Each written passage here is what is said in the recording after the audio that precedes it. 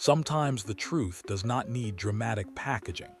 Sometimes you do not need leaked sources, insider scoops, or carefully constructed narratives built around selective information. Sometimes you just look at what is happening directly in front of you, and the answer is already sitting there waiting to be acknowledged.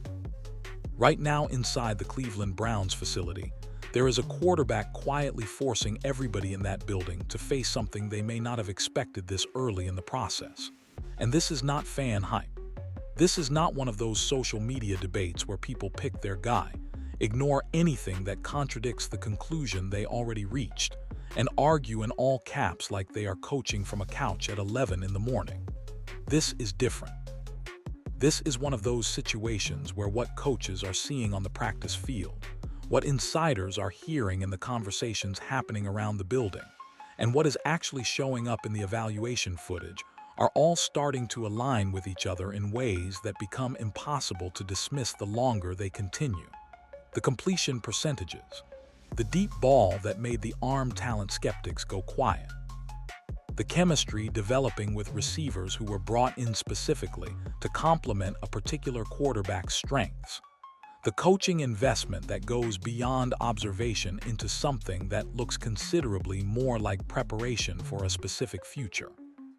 Every single practice, every rep, every snap, the picture around Shedeur Sanders keeps getting harder to argue with.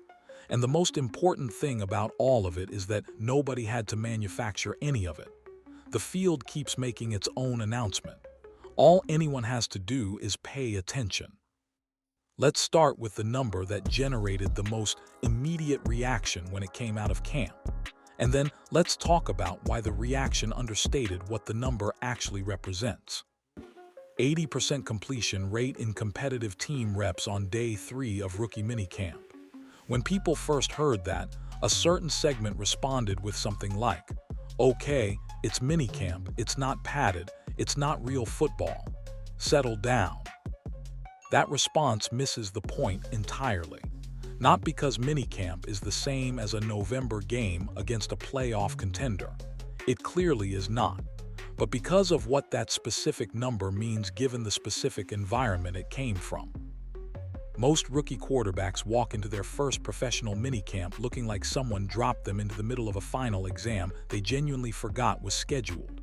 The mental load alone is staggering. They are trying to process formations, protections, coverages, route adjustments, timing, check concepts, audibles, and defensive leverage simultaneously. All at a speed that college football never required because college football does not move at this pace. The information arrives faster than most players can process it initially. Their eyes start bouncing everywhere. Their feet stop doing what they are supposed to be doing because the brain is overloaded with other priorities. By the time everything starts clicking into place, the play is usually already over. That is not failure. That is normal. Actually, coaches expect exactly that. Rookie minicamp is specifically designed to expose that overwhelmed response. It is supposed to test whether a quarterback can process chaos without letting chaos control everything he does. That is how organizations figure out who can handle real Sunday pressure and who just looks smooth in individual drills during a private workout. From everything coming out of camp, Shedeur Sanders did not look overwhelmed, not even slightly.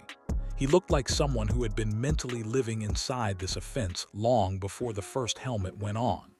Like someone who showed up to the exam having studied the material so thoroughly that the test felt familiar rather than threatening.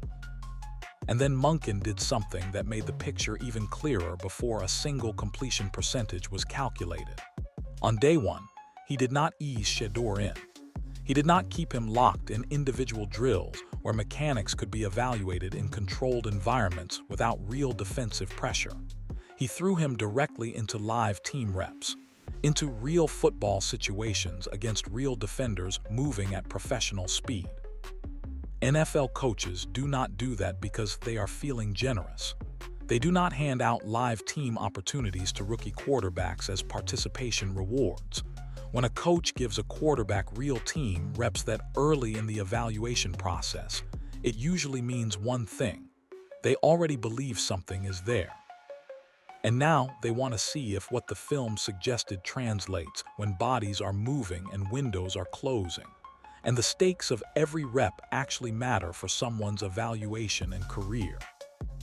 Munkin was not testing mechanics on day one. He was testing truth. He wanted to know if Shedeur Sanders could play real football under real pressure. And from everything that came out of that session, the answer was yes, he can. Statistics describe outcomes.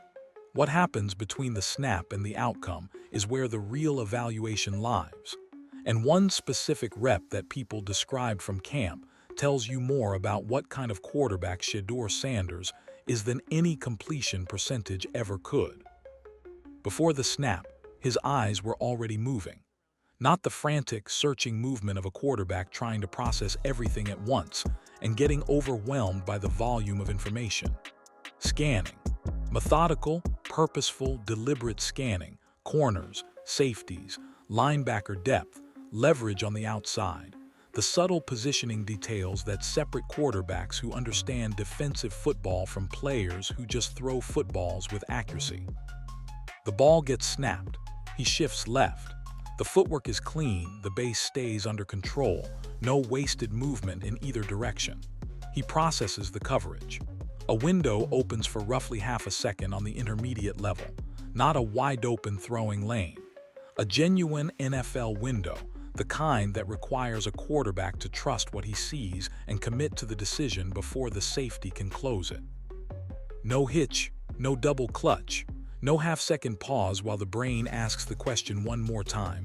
Read it, trust it, rip it, ball gone. And the placement was not catchable, not good enough, not good considering the pressure. It was perfect. The receiver caught it in stride without adjusting his body, without slowing down, without having to leap or twist or make any kind of acrobatic adjustment to bring it in.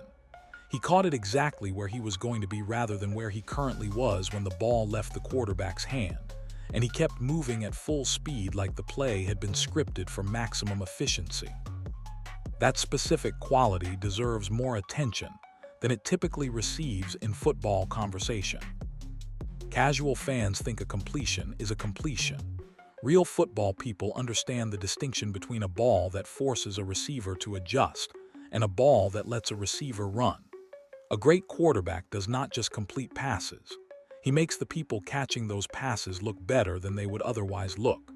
He turns normal routes into easy catches and easy catches into yards after contact because the receiver did not have to sacrifice momentum making the adjustment.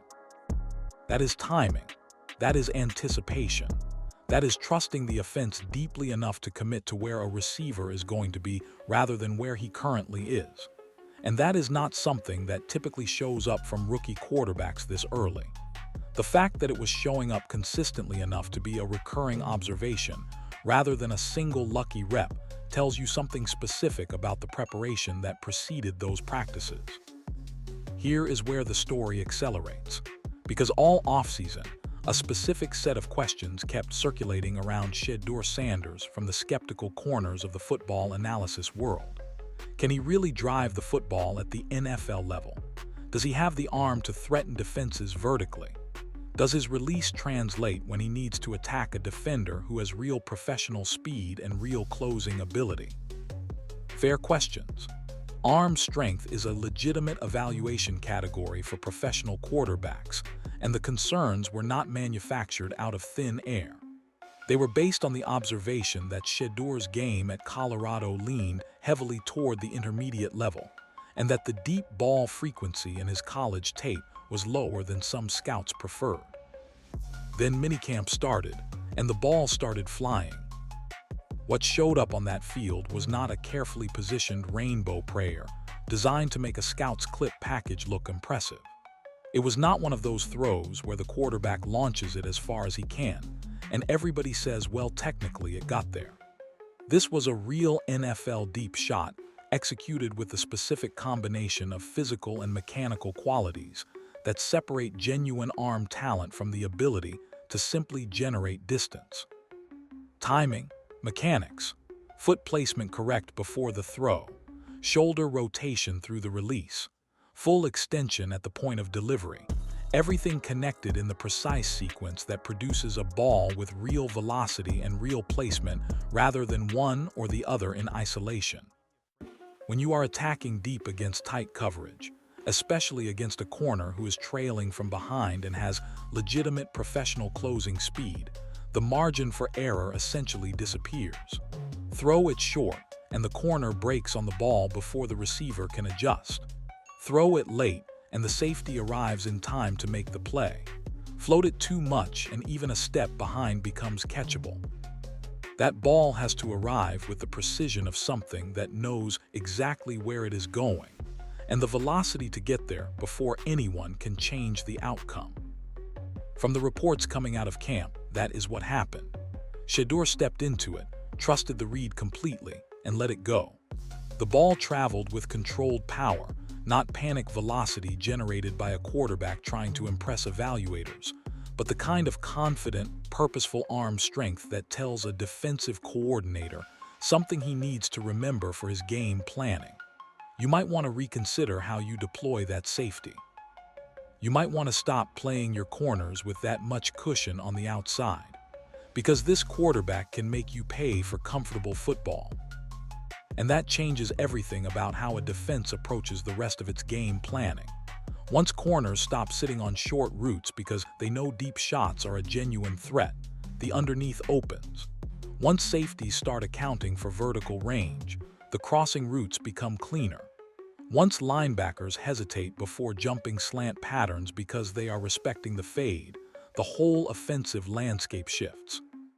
Cleveland has not consistently had that kind of vertical threat from the quarterback position in a very long time. The fact that it showed up this convincingly this early is not a small data point. The deep ball demonstrated physical capability. The touchdown throw toward the left side demonstrated something harder to evaluate and more important to long-term professional success: mindset under pressure. The pocket was tightening. The clean environment was deteriorating. And in that specific moment, Shedeur Sanders showed what he does when the situation starts working against him rather than for him. He did not do what a significant percentage of young quarterbacks do when pressure arrives before they expected it. He did not start scanning for escape routes. He did not spin out of the pocket to buy time. He did not drop his eyes to the rush and abandon the route concept entirely. He did not hit the panic button that gets hit by quarterbacks who have not yet fully trusted their preparation enough to stay committed when the environment becomes uncomfortable. He leaned forward, stayed balanced, kept his eyes downfield where the play was developing, maintained his commitment to the throw rather than letting the closing pressure redirect his decision-making away from the football and toward self-preservation. His eyes scanned left with genuine purpose, not a fake head movement designed to shift a defender's positioning while the brain is already committed to the original read. A real scan that processed the leverage the corner was showing, recognized the separation beginning to open, and triggered the decision to throw before the window reached its maximum width, because waiting for maximum width means the throw is already late. No hesitation once the decision was made. No double clutch. No adjustment at the last moment that costs velocity and placement. Just the execution of the decision exactly as it was processed. The ball landed where it needed to land. The receiver did not have to dive, did not have to contort, did not have to make any adjustment that would have cost momentum or compromised his ability to gain yards after the catch. Clean. Smooth. Exactly what the play was designed to produce when a quarterback executes his assignment correctly. The word that keeps coming back when that play gets described is conviction, not the performed kind of confidence that young players sometimes project because they think that is what is expected of them. Real conviction, the kind that is only present when the preparation behind it is genuine. When the player knows that he has already done the work, and that the moment in front of him is one he has already processed 1,000 times in preparation environments before it arrived in this specific context. That is dangerous. That is exactly what a coaching staff investing in a young quarterback needs to see.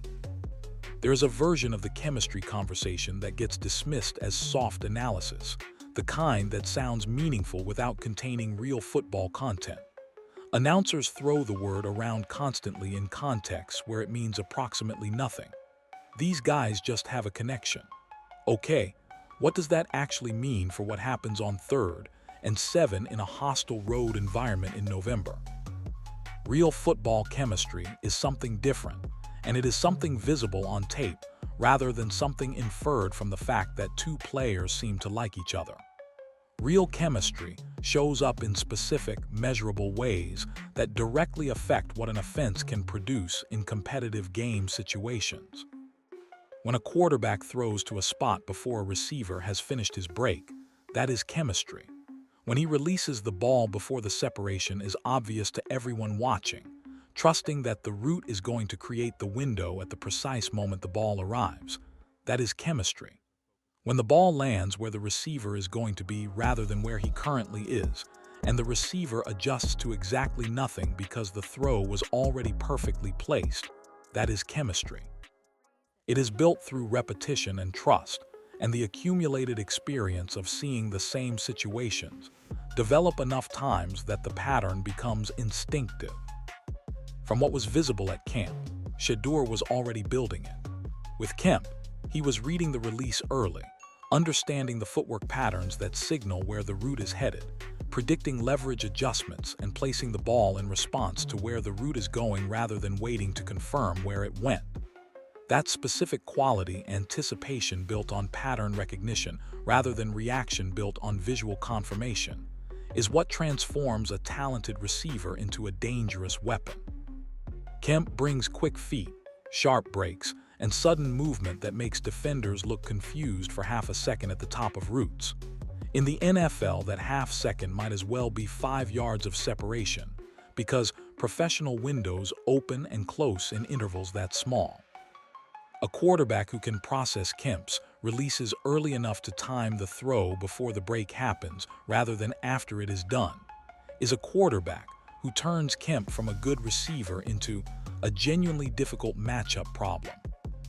Boston provides something completely different and equally important: size, strength, boundary presence, and the physicality that lets quarterbacks look toward the outside when everything else has gotten complicated and say simply, "Go get it."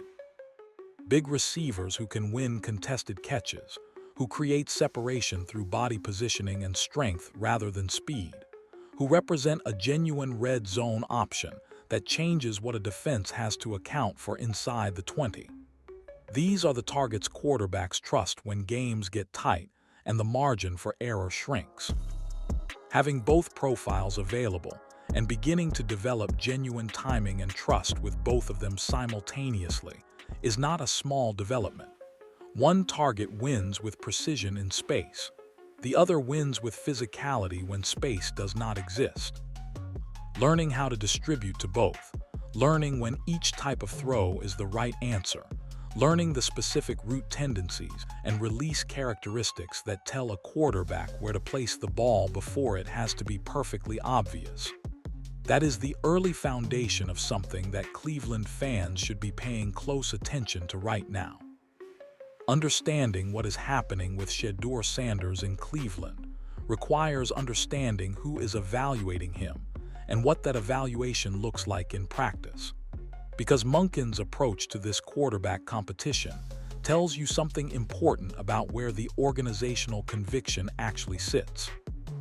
Monken walked into the Cleveland Browns building without the emotional attachments that previous staff members carried.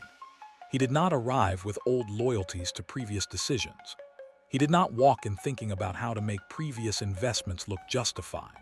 He did not carry the weight of promises made to quarterback before he arrived, or the organizational politics that build up around a franchise when the same people have been making the same decisions for years.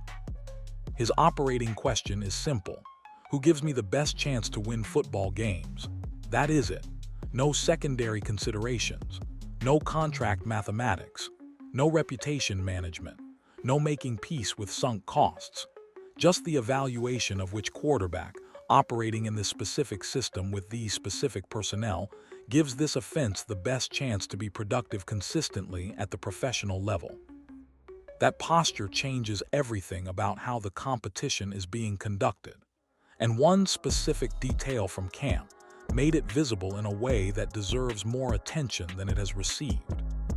Helmet cameras during quarterback evaluation, not for marketing content, not for the social media clips that teams release to keep their media pipelines active during the offseason, not for any external purpose at all, for film study, for studying the quarterback's mind from the inside out rather than from the outside looking in. Those cameras capture what a quarterback's eyes are doing before the snap. Where is he looking? In what sequence is he scanning the defense? How quickly does he identify coverage rotations and adjust his processing accordingly? When does he recognize leverage on the outside? How long does it take between reading what the defense is giving him and committing to the decision? That tiny half-second window between recognition and release, that is where great quarterbacks separate themselves from good ones. Because great quarterbacks are operating in the resolution of that window, while good ones are still working through it. Coaches do not build that kind of evaluation infrastructure for players they view as developmental projects being kept in the building for depth purposes.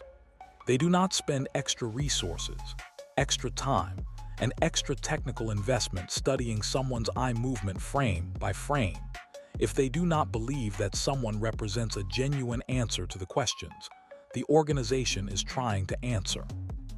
When Munkin is going back after practice and reviewing footage, specifically to study how Shedeur processes coverages, how his eyes move, how quickly his reads develop, and how early his commitment to the throw happens, that does not sound like a coach keeping a competition artificially open. That sounds like a coach trying to understand every dimension of a player he is already preparing to build around. Here is the part of this story that does not generate dramatic headlines, but that ultimately matters more than any single practice performance or any single press conference exchange. While Shedeur is on the field building timing with Kemp, the rep gap grows. While he is learning exactly how Kemp releases off the line and how those releases signal which direction the route is going, the rep gap grows. While he is figuring out when Boston likes to use his frame to create positioning leverage late in routes and where to place the ball to take advantage of that positioning, the rep gap grows. While he is having post-practice conversations with the coordinator about what he saw in specific coverage rotations and how the offense wants to attack them, the rep gap grows. While he is doing film sessions that connect the concepts being installed to the specific situations where they apply, the rep gap grows. Football chemistry is not something that downloads overnight. It is not a skill set that transfers automatically from one quarterback to another when the roster rotates. It is built through reps and mistakes and corrections and thousands of small moments that accumulate into genuine operational trust between a quarterback and the people he is throwing to. Every completed route builds something. Every adjustment made after an incompletion builds something. Every successful timing sequence adds to a foundation that becomes harder to displace the longer it continues developing. The gap that builds when one quarterback is stacking all of those moments and another is not a gap that stays the same size. It compounds. Every day of reps that go into one account rather than another increases the separation that would need to be overcome for the dynamic to reverse. And football chemistry, once it reaches a certain threshold, starts reinforcing itself. The timing becomes more instinctive. The trust becomes more automatic. The offense starts feeling like it belongs to the quarterback operating within it, rather than something he is still learning to navigate. Past resumes do not throw touchdown passes. Contracts do not complete 3rd and 8 against a loaded box. Old highlight reels do not build the kind of chemistry with new receivers that wins December games when everything is on the line. Quarterback competitions in the modern NFL are won through the daily accumulation of reps, trust, correction, and development that only happens when a player is out there doing the work every single day. Right now, every one of those opportunities is going in one direction. And the math of that reality does not require dramatic framing to be significant. It just requires honesty about what compound growth looks like when it runs in one direction consistently over weeks and months. After practice ended and the microphones came out, Shedeur Sanders said something that revealed more about where this is heading than any completion percentage or any individual rep description. He talked about Munkin, and what came through was not the rehearsed, media-trained, robotic athlete response that professional sports develops in players who have learned to say the right things without actually communicating anything. Not the one day at a time, coach is great. We're all just competing energy that sounds like someone mentally ordering dinner while technically answering the question. Something genuinely different came through. Real excitement. The specific kind that cannot be manufactured in a media training session because it does not respond to scripting. A player who feels fully seen by the coaching staff around him talks differently than a player who feels managed or tolerated.